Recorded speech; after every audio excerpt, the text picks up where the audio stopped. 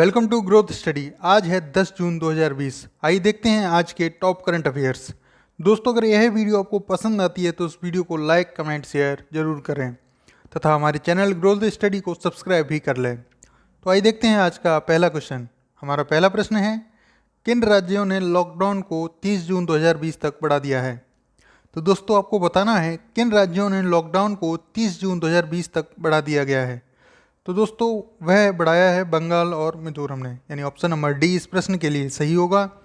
बंगाल और मिजोरम ने लॉकडाउन को 30 जून 2020 तक बढ़ा दिया है।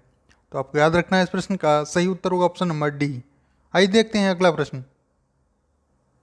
दोस्तों, हमारा दूसरा प्रश्न है, किस देश की प्रधानमंत्री जेसिंडा अर्डन ने अपने देश को कोरोना फ्री घोषित कर दिया है? अब उस देश में एक भी एक्टिव केस नहीं है।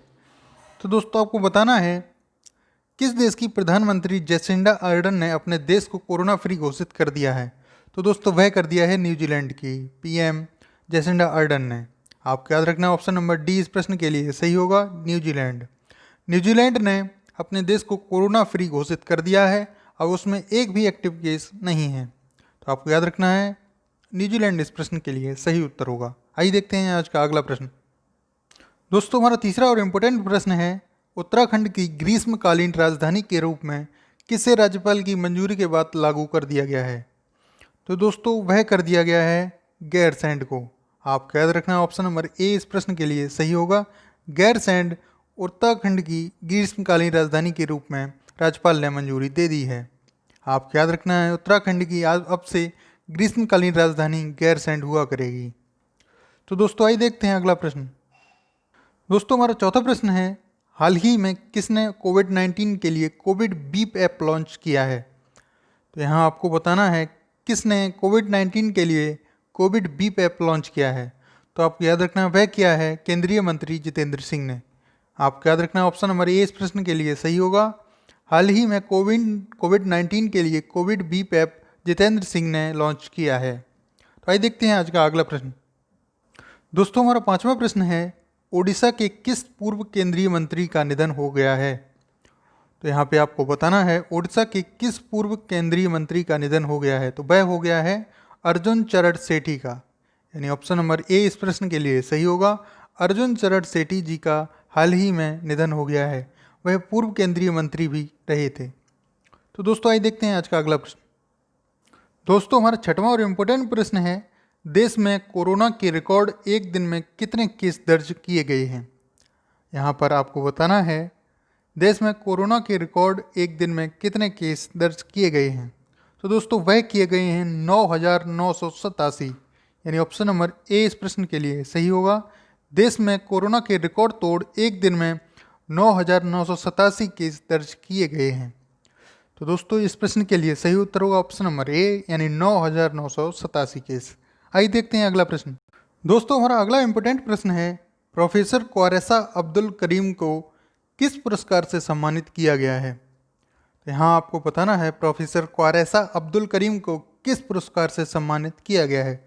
तो वह किया गया है क्रिस्टोफ मेरियक्स पुरस्कार से, यानी ऑप्शन नंबर ए इस प्रश्न के लिए सही होगा। प्रोफेसर क्वारेसा अब्दुल करीम को क्रिस्टोफ मेरियक्स पुरस्कार से सम्मानित किया गया है। तो दोस्तों, आइए देखते हैं आज का अगला प्रश्न।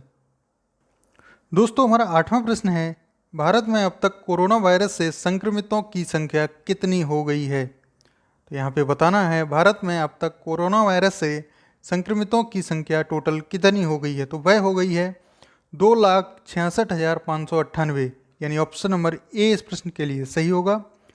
भारत में अब तक कोरोना वायरस से संक्रमितों की संख्या 2,66,598 हो गई है और वर्तमान में भारत में 7,466 मौतें भी हो चुकी हैं कोविड-19 की वजह से। तो आपको याद रखना है, बहुत ही महत्वपूर्ण प्रश्न है आपके लिए। तो दोस्तों, आइए देखते हैं अगला प्रश्न। दोस्तों, हमारा नौवां प्रश्न है, रोमानिया में भारत का अगला राजदूत किसे नियुक्त किया गया है?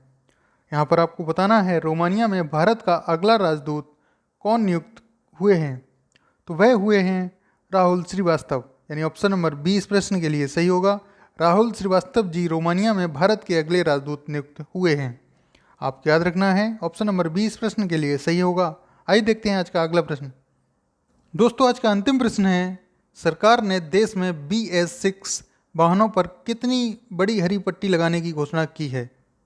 यहाँ पर आपको बताना है सरकार ने देश में BS6 वाहनों पर कितनी बड़ी हरी पट्टी लगाने की घोषणा की है। तो वह की है 1 सेंटीमीटर की। आपको याद रखना ऑप्शन नंबर ए इस प्रश्न के लिए सही होगा।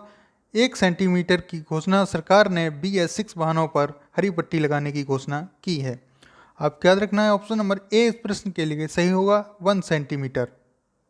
तो दोस्तों ये थे आज के टॉप करंट अफेयर्स। अगर यह वीडियो आपको पसंद आती है तो इस वीडियो को लाइक कमेंट शेयर करना ना भूलें तथा हमारे चैनल ग्रोथ स्टडी को सब्सक्राइब भी कर लें।